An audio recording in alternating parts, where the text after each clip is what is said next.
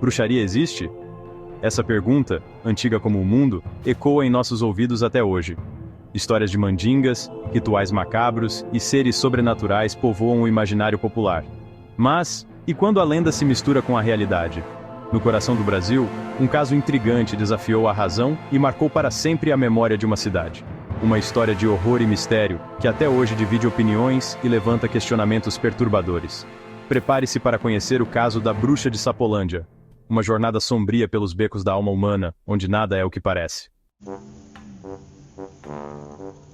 Campo Grande, capital do recém-criado estado de Mato Grosso do Sul, era um caldeirão de mudanças em 1967.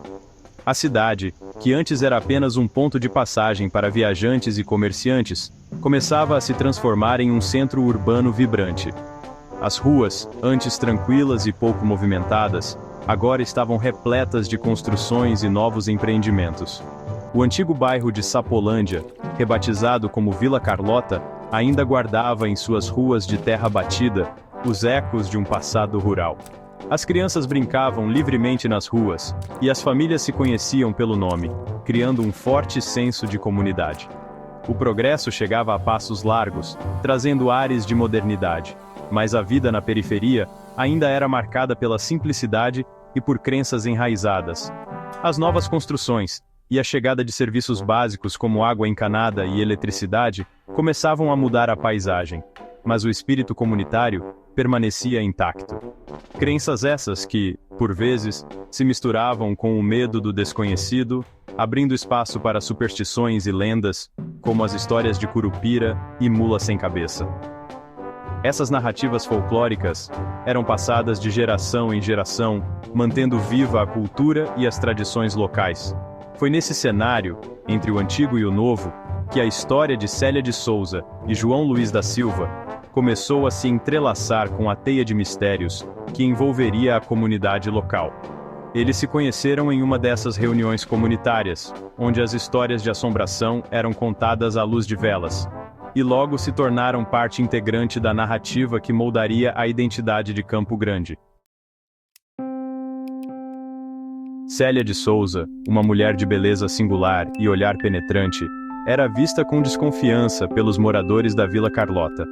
Sua presença era marcante, e muitos diziam que seus olhos pareciam enxergar a alma das pessoas. Ela era uma figura enigmática, sempre envolta em um ar de mistério que intrigava e assustava ao mesmo tempo. Seu companheiro, João Luiz da Silva, um homem reservado e de poucas palavras, também não inspirava confiança. João era conhecido por sua postura séria e introspectiva, raramente interagindo com os outros moradores. Ele parecia carregar um peso invisível, algo que o mantinha distante e alheio às atividades da vila. Viviam em uma casa simples, afastada das demais, no meio do mato, e pouco se misturavam com a comunidade.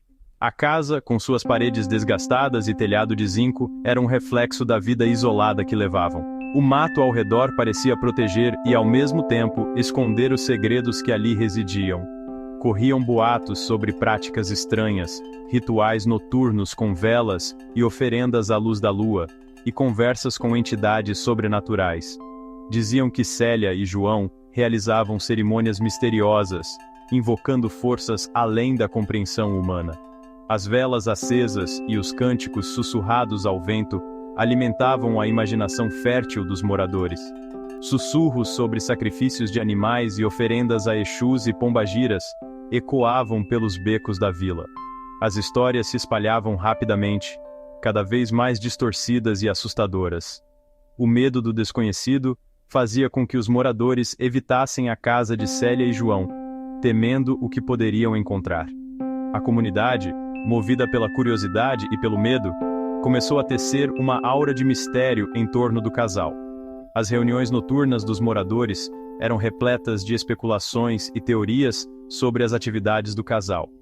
Cada novo boato aumentava a tensão e a desconfiança. Mal sabiam eles que, em breve, boatos se transformariam em acusações aterrorizantes.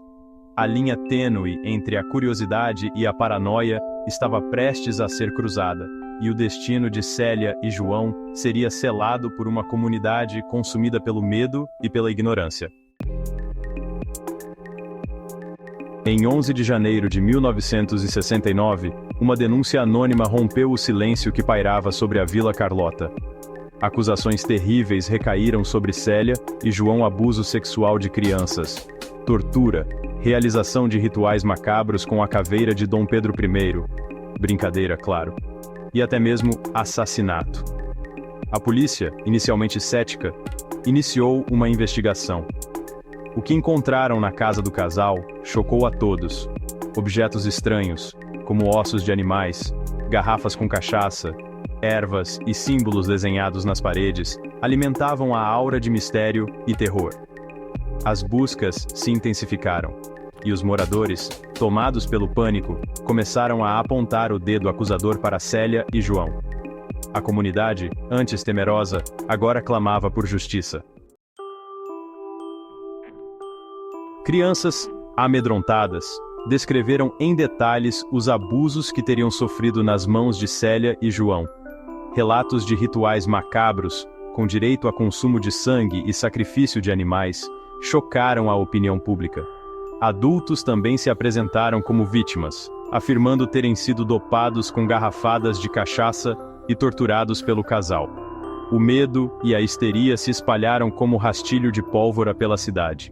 A cada novo depoimento, a sombra da dúvida aumentava, e a imagem de Célia se transformava na personificação do mal. A imprensa, ávida por notícias sensacionalistas, explorava o caso à exaustão, pintando um quadro aterrorizante da bruxa de Sapolândia e seus crimes hediondos. O julgamento de Célia, João e de um suposto cúmplice, Bertolino, foi um dos mais acompanhados da época. A sala do tribunal transbordava de curiosos, jornalistas e pessoas ávidas por justiça. As provas apresentadas, no entanto, eram frágeis, baseadas principalmente em depoimentos contraditórios e na atmosfera de pânico que se instaurou na cidade. Um verdadeiro júri popular, como se via antigamente. As confissões de Célia e João, obtidas sob tortura, segundo a defesa, lançavam ainda mais dúvidas sobre o caso. A defesa argumentava que o casal era vítima de preconceito e ignorância, e que as acusações eram infundadas, frutos da imaginação fértil de uma comunidade apavorada com o desconhecido. Após um julgamento cercado de controvérsias, Célia, João e Bertolino foram liberados por falta de provas. O tribunal estava lotado, com pessoas ansiosas para ouvir o veredito. A tensão era palpável, e a decisão final não agradou a todos. A decisão dividiu a opinião pública. De um lado, havia aqueles que acreditavam na inocência dos acusados, enquanto do outro, muitos estavam convencidos de que a justiça havia falhado. Enquanto uns comemoravam a justiça, outros se indignavam com a impunidade. As ruas se encheram de manifestações, com gritos de alegria e protestos de revolta ecoando por toda a cidade. A marca da desconfiança, porém, permaneceu. Murmúrios e olhares desconfiados se tornaram comuns, e a sombra da dúvida pairava sobre todos os envolvidos. Célia, incapaz de lidar com o estigma de bruxa e com a fúria da comunidade, desapareceu sem deixar rastros, como num passe de mágica. Sua ausência só aumentou os rumores e as especulações. Alguns acreditam que ela fugiu para o interior de São Paulo para escapar da fúria da população. Histórias de avistamentos em vilarejos distantes começaram a circular, mas nada foi confirmado. Outros, que ela finalmente teria se entregado aos poderes obscuros que diziam dominar sua alma. A lenda de seus supostos poderes cresceu, alimentada pelo medo e pela imaginação popular. O mistério do desaparecimento de Célia de Souza permanece sem solução. A casa onde ela vivia foi abandonada, e os cartazes de desaparecida se tornaram uma lembrança constante de seu enigma. A bruxa de Sapolândia se tornou uma lenda macabra, um conto de advertência sussurrado pelos moradores da antiga Vila Carlota. As crianças crescem ouvindo histórias sobre ela, e a lenda continua a viver, passando de geração em geração, mantendo o mistério e o medo sempre presentes. O caso da bruxa de Sapolândia levanta até hoje mais perguntas do que respostas. Teria Célia sido vítima de uma grande injustiça, condenada por crimes que não cometeu? Ou seria ela realmente uma praticante de magia negra, responsável por atos terríveis, uma verdadeira mãe de Ná, do mal? A verdade, como muitas vezes acontece, se perdeu em meio a boatos, medos e crenças. O que fica é a história, um espelho que reflete a fragilidade da justiça, a força do preconceito e a nossa eterna fascinação pelo lado obscuro da alma humana. E você? Acredita na história da bruxa de Sapolândia? Teria Célia sido vítima de uma grande injustiça ou realmente merecia o destino que teve? Deixe sua opinião nos comentários e participe do debate sobre esse caso que marcou para sempre a história de Campo Grande.